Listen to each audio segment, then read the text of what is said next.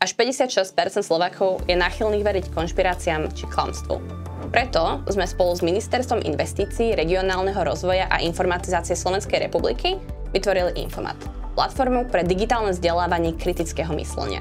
Je to platforma najmä pre stredné školy, ktorá interaktívnym spôsobom testuje mladých ľudí v rozpoznávaní hoaxov, práci so zdrojmi informácií. Pripravili sme výzvy na testovanie kritického myslenia, argumentácie, argumentačných chýb, mediálnej gramotnosti a práce s dátami.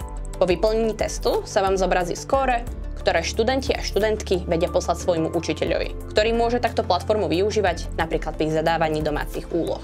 Myšlienka digitalizovať vzdelávanie kritického myslenia vznikla na pilotnom hackathone Hackneme to.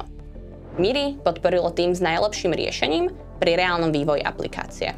Stredné školy túto platformu môžu využívať bezplatne na domene infomat.sk.